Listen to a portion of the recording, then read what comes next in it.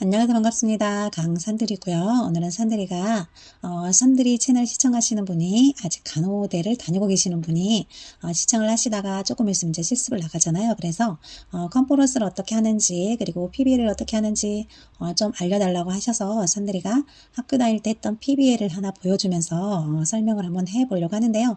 일단 우리가 간호대생들은 무조건 실습을 나가게 되잖아요. 그래서 실습을 나가서 실습 시간을 채워야만 우리가 국시를 볼 수가 있는 거죠. 그래서 실습을 나가게 되는데, 실습을 나가면은 나가기 전에 우리가 미리 설명회를 하잖아요. 그래서 그쪽에서 교수님이 며칠 날 컨퍼런스를 하겠다라고 날짜를 알려주셔요. 그러면은 그날은 우리가 병동의 수간호사님이나 나를 담당하시는 선생님한테 미리 양해를 구해요. 그리고 나서 그 병원에 해서 정해진 컨퍼런스 룸이 있거든요. 그래서 거기에 싹 모여서 그 자리에서 이렇게 단어 시험도 보고 컨퍼런스 발표도 하고 이렇게 하거든요. 네, 산들이가 처음에 학교 갔을 때는 비대면 수업이어서 줌으로 한 적도 있었고요. 나중에 졸업할 때쯤은 이제 대면 실습을 해서 이렇게 컨퍼런스 룸에 모여서 한 적이 있었는데, 또 실제로 대면 실습을 하고 있지만은 끝나고 줌으로 이렇게 또 컨퍼런스를 하는 경우도 있어요. 그래서 이거는 이제 학교에 따라서 달라지니까 그렇게 알고 계시면 되고요. 그래서 이 컨퍼런스를 일단은 컨퍼런스는 정해진 날짜에 병동의 양해를 구한 다음에 따로 이렇게 어디로 오세요 하면 그쪽에 가서 한다는 거 이렇게 알고 계시고요.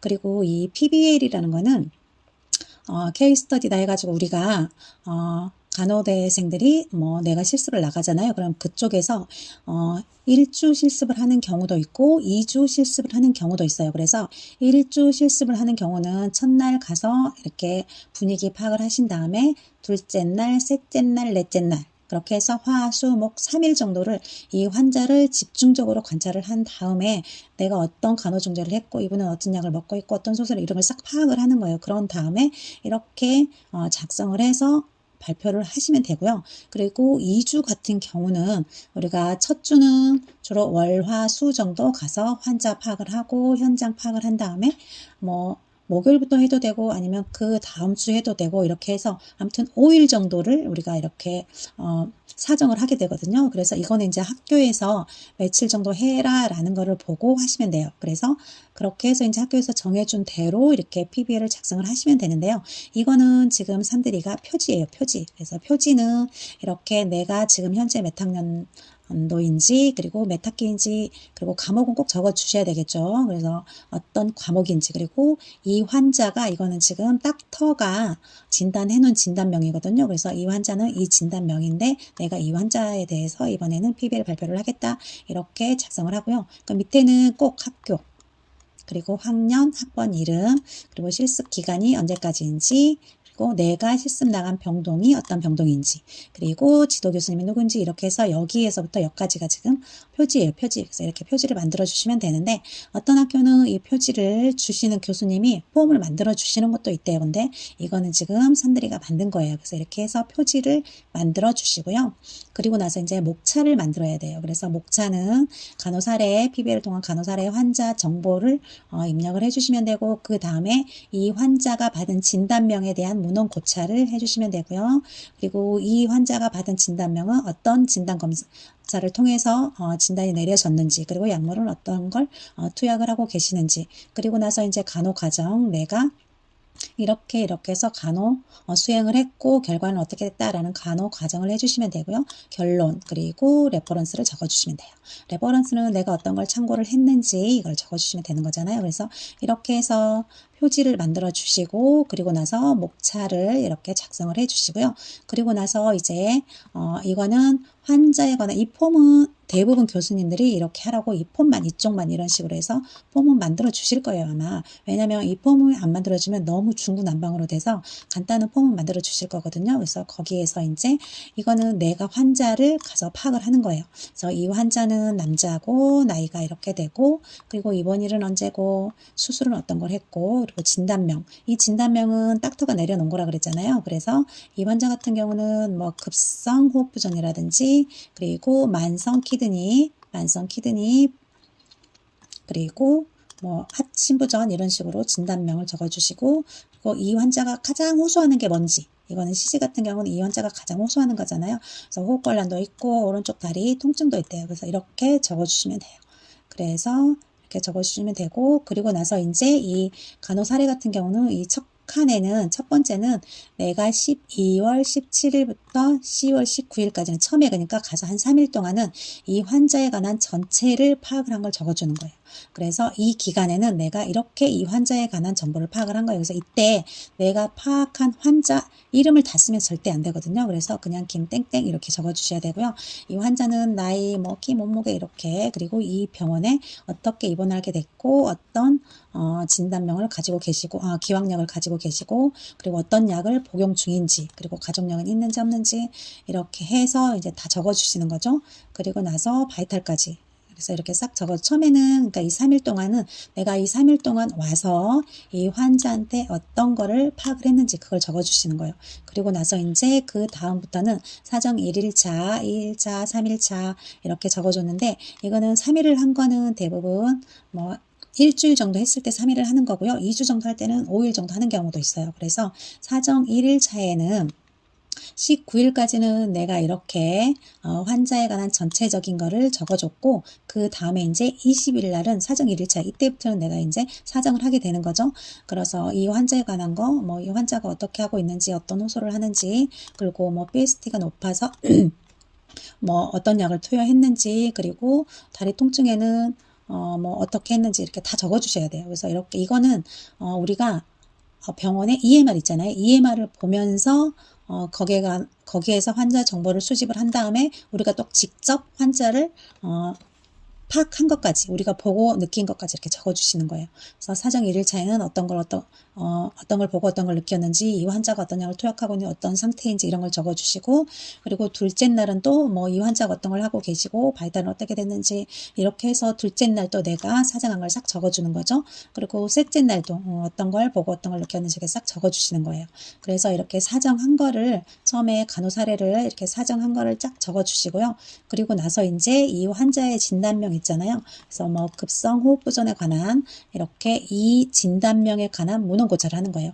이거는 내가 뭐 인터넷에서 할 수도 있고 책을 보고 할 수도 있어요. 그래서 이 지병에 관한, 이 진단명에 관한 문헌 고찰한 거. 그래서 급성 호흡부전이라는 거는 어떤 건지 이렇게 해주시고, 그리고 이 급성 호흡부전의 병태 생리, 그리고 원인은 뭔지, 그리고 임상 증상은 어떻게 나타나는지, 그리고 진단 검사는 어떻게 하고 결과는 어떻게 되는지, 그리고 나서 이제 이거에 대한 합병증은 어떤 게 또 있는지 이렇게 다 적어주시고, 그리고 치료나 간호는 어떻게 해야 되는지 이것까지 해서 문헌 고찰을 이렇게 다 해줬어요.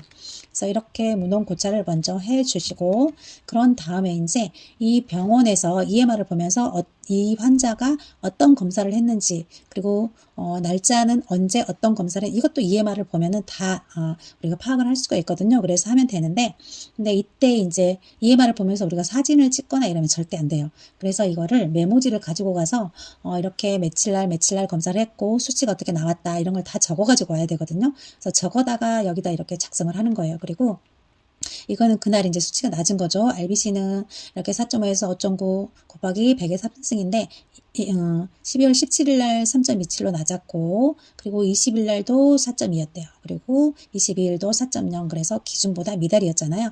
그래서 이 임상적 이의 같은 경우는 이 RBC가 높은 경우에는 이런 증상이 나타나고 낮을 때는 이런 원인이 있다 이렇게 적어주시면 되는데, 이분 같은 경우는 지금 RBC가 낮잖아요. 그러면 이 RBC가 낮을 때는 산소를 운반하고 이산화탄소 능력이 떨어진 상태래요. 그래서 빈혈이 있을 수 있대요. 그래서 이분 같은 경우는 지금 전체적으로 빈혈이 있을 수도 있겠구나 이렇게 우리가 생각을 하는 거죠. 그래서 이런 식으로 다 적어주는 거예요. WBC도 이 검사한 날 이렇게 수치가 나왔고, 헤모글로빈도 이렇게 나왔고, 혈소판도 그렇고 이렇게 다 적어주는 거죠. 그래서 이렇게 적어주고, 높을 때 낮을 때 임상적 이의도 이렇게 적어주셔야 돼요. 그리고 전체적으로 이 환자가 이제 이렇게 낮은 게 많았잖아요. 그래서 밑에다가 일반 혈액검사 결과에 대한 종합적 의의를 적어주는 거예요. 그래서 이분 같은 경우는 뭐 적혈구, 백혈구, 혈소판 수치가 낮은 거로 보아서 산소 운반 능력이 저하되어 있을 것 같다. 그래서 호흡에 문제가 있을 것 같다. 이렇게 전체적인 의의를, 이거는 이제 실습생이 판단을 해서 이렇게 적어주는 거죠. 이 결과를 보고. 그래서 전체적으로 이제 혈액 검사 결과는 이런 것 같다라고 내가 적어주는 거고, 그리고 나서 이제 일반 혈액 검사 같은 경우도 이런 식으로 해서 적어주는 거죠. 헤마토크릿이었네요. 혈소판이 아니고 헤마토크릿. 그리고 혈소판하고 ALT 같은 경우는 이렇게 ALT가 좀 높았잖아요. 그러면은 얘 같은 경우는 이제 간이 손상되면 ALT가 높아지는 거잖아요. 그래서 간이 좀 손상돼 있을 수 있겠구나 이렇게 생각을 할 수 있는 거죠. 그리고 혈청 화학 검사 같은 경우도 뭐 다 이렇게 결과를, 그래서 우리가 실습을 나가면은 진짜 EMR을 눈치껏 잘 적어야 돼요. 이거를 다 적는 게 보통이 아니거든요. 진단명부터 해서. 그리고 영어로 돼 있어서 적기도 많이 힘든 경우도 있어요. 그래서 이렇게 다 적어서 이렇게 해서 종합적이도 적고, 얘 같은 경우는 지금 알부민 수치가 3.8에서 5.1인데 다 낮은 거잖아요. 그래서 알부민 수치가 낮은 거는 뭐 여기 보시면은 신장질환이나 감염이 의심된다 이런 식으로 되어 있는데, 이런 식으로 종합적 의의까지 다 해주시고, 전해질도 이렇게 해서 다 거기에서 EMR을 보고 이렇게 적어주는 거예요. 그래서 혈액 응고 검사도 했네요. PPT는 안 하고 PT만 했네요. 그래서 이런 것도 이렇게 적어주시고, 면역 혈청 검사도 했고, 가스 분석 검사도 했고, 이렇게 다 적어주는 거죠. 객담 소변 검사도 했고, 특수 검사도 뭐 체스트도 찍었네요. 그래서 활동하는 건 없고 노말인 게 있고, 이런 식으로 해서 이제 이거에 관한 전체적 소견, 그리고 내 느낌을 이렇게 내가 이렇게 판단을 한다라는 걸 여기다 적어주는 거죠. 그리고 나서 검사가 끝나고 나면 약물에 관한 것도 다 적어줘야 돼요. 그래서 이분이 지금 현재 어떤 약을 드시고 계시는지, 이것도 EBL 병원 EMR을 다 보고 적어주는 거죠. 그리고 이렇게 적어가지고 여기에 대해서도 다 이렇게 작성을 하는 거예요. 그래서 실습을 나가면 진짜 학교 공부하는 것보다 더 힘들다는 생각이 들거든요. 그래서 이렇게 약물까지 다 적어줬잖아요. 그리고 나면 이제 우리가 간호진단을 해주는 거예요. 그래서 아까 위에서 이렇게 호흡부전 했던 거는 여기 위쪽 있었잖아요.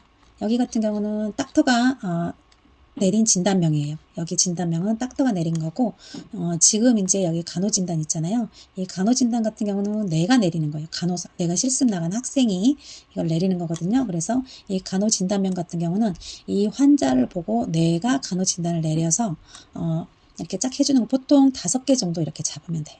그래서 이 5개 중에서 이게 지금 이 사람이 제일 힘든 게 이거다라고 첫 번째, 그러니까 이 환자한테 가장 필요한 순으로 간호진단을 내려주는 거거든요. 그래서 제일 이 환자한테 지금 내가 중재를 해줘야 되는 게 가장 시급한 게 대사성 산증과 관련된 비효과적 호흡 양상인 것 같다 이렇게 했어요. 그리고 나서 선정한 이유를 적어주는 거죠. 그리고 대사성 산증, 이거 지금 오타가 났네요. 산증인데, 그래서 이런 식으로 선정한 이유까지 이렇게 해서 이거하고 이거 2개는 실제로 간호 수행을 하면서 이제 해줘야 되는 거죠. 자, 이렇게 5개 정도 적어주신 다음에 이 2개에 관한 거를 한번 해보도록 할 건데요. 일단은 간호진단, 진단명이 대사성 산증과 관련된 비효과적 호흡 양상, 이거를 가지고 이제 간호진단 이렇게 내린 걸 가지고 간호 수행을 해볼 거예요. 그래서 간호진단명은 이거고, 과학적 근거는 어떻게 되는지, 또 이것도 공부를 해서 적어줘야 되는 거죠. 과학적 근거는 어떻게 되는지 적어주시고, 그리고 이거를 뭘 보고 내가 이렇게 적었는지, 과학적 근거를 어디서 보고 적었는지. 그래서 산들이는 다음에 질병 백과를 보고 적었고요.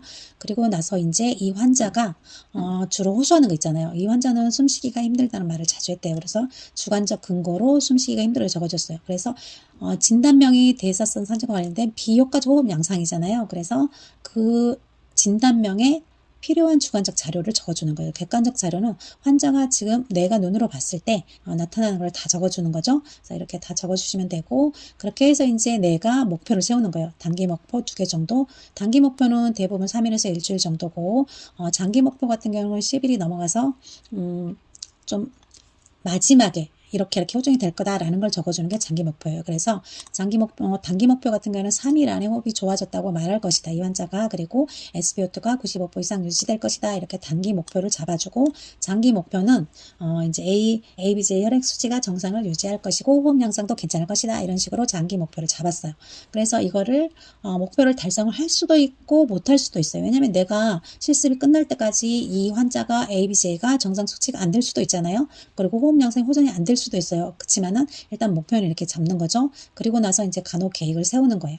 그래서 진단적 지시로는 환자의 감시 모니터링 있잖아요. 이거를 수시로 체크를 하면서 활력 징후도 측정하고 호흡 양상도 사정하고 ABJ도 검사도 시행을 했겠죠. 그래서 이런 식으로 이제 진단적 지시를 해주고, 이론적 근거는 뭐냐 이렇게 쫙 적어주시고, 그리고 나서 이제 치료적으로 반자회를 하도록 해줬고 산소도 공급했고 약물도 투약했고 이런 식으로 치료 이것도 역시나 이론적 근거가 뭔지 이렇게 적어주시고 그리고 교육적 지시 그래서 산소 공급 방법도 교육했고 복식 호흡도 교육했고 네블라이저 사용법 교육했고 이런 식으로 해서 우리가 간호계획을 할 때는 진단적으로 어떤 걸 했는지 치료적으로 어떤 걸 했는지 교육적으로 세 가지를 이렇게 해줘야 되는 거예요. 그래서 이렇게 해서 해주시고 그 다음에 이제 이거는 계획이잖아요. 계획 간호 계획인 거고 밑에는 이제 간호 중재한 걸 해주는 거예요. 그래서 나는 환자 모니터링을 계획은 이렇게 할 거다라고 했잖아요. 측정할 거다라고 그리고 나서 실제로도 이렇게 했다라는 걸 적어주는 거예요.